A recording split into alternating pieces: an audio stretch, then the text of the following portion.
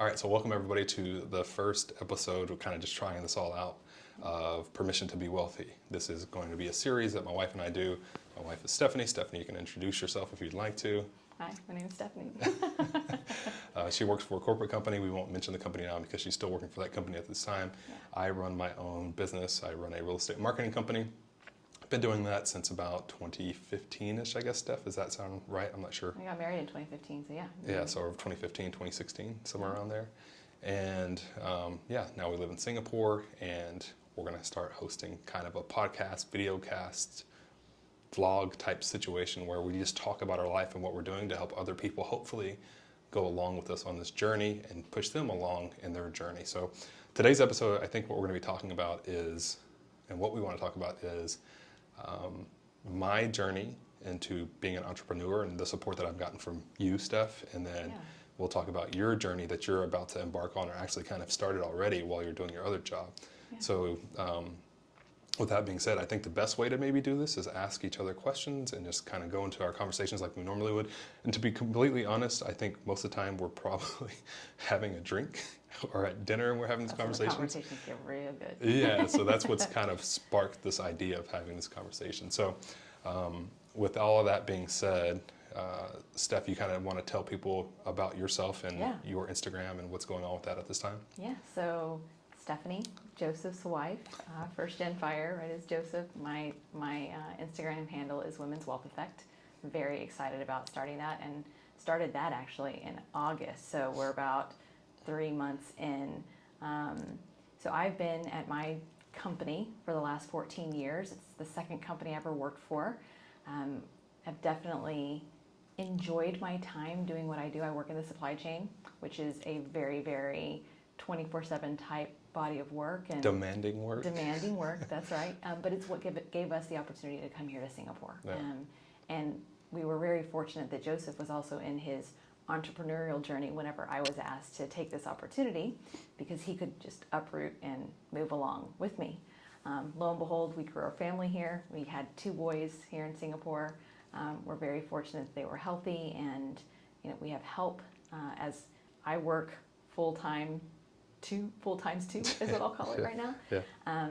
But we kind of found it funny the other day when we were talking about the support that Joseph felt I gave at the beginning of his entrepreneurial journey, and now as I'm navigating through starting Women's Wealth Effect, the fact that he's really going to be able to support me this round. So we'll talk a little bit more about that and get into that detail.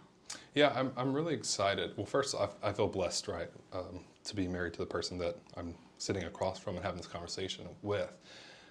But also blessed in the beginning of the journey, like Stephanie said, to have somebody who supported me, not just financially, which was huge, that was big, but also emotionally, right? And I think that's a big key component that a lot of people miss is you have to have somebody in your corner. You don't have to. There are some entrepreneurs that do it themselves, and that's fine. Sure. But me personally, my partner that I was looking for in my life, I wanted them to be somebody that we could, quote unquote, scratch each other's back or pick each other up and carry one another whenever times got tough. And Stephanie did that for me in the beginning. And now here we are, 10 years later as a couple and being married for 5 years now. And Six. Is it 6 years? We're coming up on 6, or are we at 6? Just hit 6. Oh, we just hit 6, and that's normal husband things because I forget those things, right? And wives remember that. And you saw the finger. Gotta keep it real, right? Yeah. So here we are now. We're in Singapore, as Stephanie stated, and we've come a really long way. I mean, when we first met, I'm almost positive I was probably like negative $2,000. And now, obviously, those of you who follow us on Instagram or follow Stephanie's Women's Wealth Effect know where we are. And we'll talk more and more about, money and how we've gotten here. But, I wanted to make sure that everybody knew I felt like I was blessed. And felt like I was blessed because I was supported early on. And now Stephanie's getting ready to make that transition in her life, to own her own business and support women and do the things that she wants to do that are near and dear to her heart. And I feel blessed to be able to support her as well. So not only do I feel like I've been blessed by her, I feel blessed to be able to bless her with that opportunity as well, and the things that I'm doing with my business to help push her along into what she wants to do. Yeah, I think, as well for me, when we started dating and talking about our future together, I was always apprehensive bringing up Money? Money is one, but even my success as a woman, Yeah. right? And to have candid conversations about what I really aspired to do and not feel like I was trying to hide that from my partner because he may feel like I was coming in too strong, coming in too hot, right? With, what I wanted to do and what I really aspired to do. And so I always felt really comfortable and supported to demand what I felt like I could get out of my career and what I could learn. I moved to the company that I was at because there was, a very strong meritocracy and supported people in their opinions and their growth. And it would have been an unfortunate situation if Joseph didn't support that because we wouldn't be together. That's the reality of it, right? And so I think it was blessings and timing, really. We both needed each other in different ways, and we were really obviously in love, right? And wanted to be together. But it really forced us to have really serious conversations from the start. And my mom used to say, like, we got married from day one because we were really having these very interesting conversations that even friends of ours were saying, you guys talk way a lot about business, right? Yeah. And you don't have normal couple conversations. Well, we had plenty of normal couple conversations. There were arguments and challenges that we had to deal with, but I think at the core of what was really happening was we were building a partnership, and it's really serving us well. And I think we've learned how to communicate with each other over time and more effectively communicate with each other. Certainly having kids, buying homes, moving across the world will force you to do that.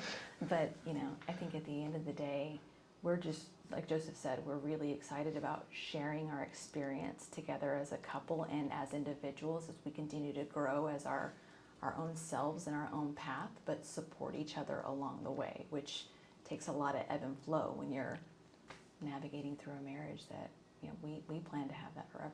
Yeah, it's funny you brought up the point, love about the people, hearing our conversations and going, you guys have a business relationship, or the type of conversations you have on the phone are very business related conversations. And most people, like whenever they do hear our conversation, I can still remember the first time whenever one of my coworkers, whenever I was still teaching at the time, I just got off a call and he's like, man, who was that? And I was like, oh, that was my, I think we're married at that point. I can't remember, fiance or wife at that point. And he was like, oh, I thought you were on a business call. I was like, no, man, that was my wife. That's just how we talk to each other. This is our chief operating, pretty much my chief operating officer. More like the CEO. I happen to be the operations guy in our relationship. But yeah, our relationship has always been that way. And I think a lot of people find it interesting and weird that we have these type of conversations. I mean, we talk about everything from a very deep molecular level to figure out what's going on in our lives. And I don't want to say that I was the one who pushed us to have those types of conversations. I think we both had to open up to one another, and then from there we figured out what one another's strengths were. And in our relationship over the last 10 years, we continue to build on one another's strengths and weaknesses to push this relationship further and further along. So it's been interesting over the last 10 years to see who owns what and takes what. I suck at administration stuff. I suck at planning. I'm trying to think of the things that I'm good at. I'm good at ideas. I'm good at implementing ideas. Big ideas. Yeah, I'm the big idea person, and Stephanie is definitely the get down to the nitty gritty of what we're trying to accomplish, and Excel and spreadsheets and all that stuff. So yeah, it's been really interesting, Love, I think, over the last 10 years to see where each of us have taken, our roles in our relationship. Yeah. I think the other thing too is as we continue to work through the fact that our careers were evolving over time, and obviously moving here created a lot of opportunity for Joseph to work in this very virtual environment. But at the same time, we were navigating through a lot of how do we work through the boundaries of who's going to do what related to like our family matters, taking care of the boys, who was going to be up for night feeds. I will say I took a disproportionate advantage of that, coming here to Singapore and having a lot of, resources mobilized around me. And that was a lot of the conversation we were having too along the way of figuring out how I could clearly acknowledge that Joseph also needed the same support. So, I think now that I'm getting into the entrepreneurial space, I am clearly recognizing and appreciating even more the real thought, meticulous details that Joseph has to go through day in and day out in building his business, right? And for that, just having open conversations about the fact that, really took some of those things for granted. And it's okay to say that you may have had a flawed opinion or assumption about something along the way. Because if you don't have those discussions and talk about what you're learning and where, you may have had some faults, you're really holding back, from your partner and being able to truly grow and acknowledge, where you can continue to collaborate and build trust with each other, which is a huge element in this whole body of work. Yeah, no, I agree with you. I think, you don't know what somebody else is going through until you're in their shoes, or you seriously sit down and take the time to learn what they're doing, right? Like in your daily business that you do at your company, I don't know what you do. I know you're on calls all day. I know you're in spreadsheets all day. I know you're in big numbers that are just unfathomable to the daily life person. Even as an entrepreneur, as I look at those numbers, I'm like, man, that's crazy. Billions? Billions of dollars. And so, from your perspective, I think whenever I talk about stuff, even though we both listen to each other, sometimes it's like I still don't really understand what you're doing unless I were doing your job or your role. So yeah, I think, now that you're moving into the entrepreneurial space and you and I have these conversations, like whenever you first started talking about what you wanted to accomplish, I was like, I'm gonna let her talk about what she wants to do. Those are big numbers that she's talking about. But I think there's gonna be some, reality checks where, hey, making $100,000 your first year, yes, it's doable, but it's going to be hard. And your thing was like, for sure, making $100,000. And I was like, okay. And I just looked today. I was like, my first year of doing this, I made $20,000, I think, somewhere around there, $2,600. Sounds about right. Yeah, and now, this year, I think close to over 300K, with other stuff that we're doing as well. And so it takes time to get there. Now, I mean, you're coming up on year 5 of this. And so, it's a build, but once you get your own thing, you're running it, it's fantastic, because then the rest is, I don't want to call it history, but it continues to improve our lives, right, over time. Well, and I would be lying if I said I wasn't going to leverage the what out of Joseph and what he's learned, right, in the last 5 years to make sure I wasn't doing anything too far off base in terms of being productive and deriving value, towards what we can accomplish or what I can accomplish with Women's Wealth Effect. So, for that, I had no idea what a funnel is, right, or was. And now, I kind of have an idea, and I'm, really, really eager to get to a space of really understanding how to go, quote unquote, build my business. So, yeah, I mean, for that, it'll be interesting to see how the scale element works. And me, I'm very goal oriented, and I'm up for a challenge. So we'll see what happens.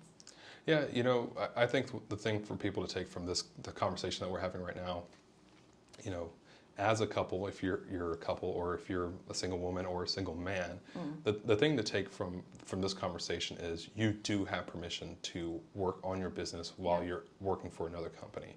Yeah. Have your own computer, have your own information, your own IP, right? Intellectual property, so that you can protect that. But you have the permission. We're giving you the permission. You don't have to take our permission. It should be your own. Look in the mirror and do this. But what you should take from this conversation is, the permission to be wealthy is your permission. And, as we talk about our relationship, and other couples who get to watch this, fantastic if you're a couple. But if you're a single woman or a single man and you want to start something, all it really takes now is a phone. It takes the internet. It takes creating an audience, being engaging with people, and just writing out the plan. And once you have the basics of the plan, just attack the plan. Like I've seen Stephanie in the last 3 or 4 months grow her Instagram account to 750 people. I think I looked at it. Yes, I check on my wife's Instagram, her business Instagram. I don't care about her personal Instagram. That's where our kids are. We post pretty much the same thing there. But 750 people in roughly 3 months. Is that correct? Yeah, that's right. So to see that just let me know that she's really serious about what she wants to do, because I've come across other entrepreneurs who are like, hey, I want to work with you. I'm like, cool, I'll give you so much value and so much responsibility. Prove to me that you want to work with me, right? And the majority of the time they can't keep up. And now I'm watching Stephanie, I'm like, I don't know if I could keep up with her, and I definitely don't want to work with her. I'll help her through her stuff, but I don't want to be in her daily business, because then I have to work more. So that's been an interesting, angle and perspective that I've been able to see and watch her kind of grow in the last 3 months. Yeah, I mean, related to your comment about permission to be wealthy and permission to do something that you might be passionate about alongside with your 9 to 5. Yeah. The reality of today is you need multiple streams of income if you are going to seriously consider accelerating your path to financial independence, which is really where Joseph and I are, right? Yeah. We are clearly laying out a plan, a foundation. We are very fortunate to be in the position that we are now to clearly accelerate our financial independence plan. But multiple streams of income, side hustles is what a lot of people, call this these days, are really required. And the reality is, you could lose one of those streams of income at the drop of a hat. Yeah. COVID was a prime example of that being a reality for a lot of people. So diversification in how you actually make money, keeping your expenses low, making sure that you can increase your income along the way to give you the best opportunity to reach FI, at a reasonable time frame, whatever that looks like for you. It could be 50, it could be 40. That's what we're really trying to, I think, demonstrate through our conversations, because that's where we are, and we're gonna keep capitalizing on that together. For a while. Yeah. I think that's a fabulous point, because we're trying, in this series where we're doing permission to be wealthy. The idea is that you see what we're doing. You get to meet other people, because there'll be other people that we interview, and Stephanie interviews with her stuff, that have given themselves permission to be wealthy. And we hope that you learn from them and take what advice they give and what actions they've taken over their life and their business to implement in your own life and to do on a daily basis, because the more income you have, as Stephanie stated, the faster you can get to financial freedom. And that's really what all the things that we're building for pretty much the rest of our lives, most likely, is trying to get people where we are, which is financially free, debt-free, and trying to push people into that direction, because then you go on your vacations with your kids, you have your house paid off if you want to live in a house and not rent. If you want to rent, that's your thing. But the main thing is get you financially free, get you out of debt by having and increasing your income. And these are the things that we're going to try to help other people, come along and learn with us. Yeah, I agree. So with that being said, this is Permission to be Wealthy. Episode 1. See you next time. We'll see you guys in the next one. Thanks, guys.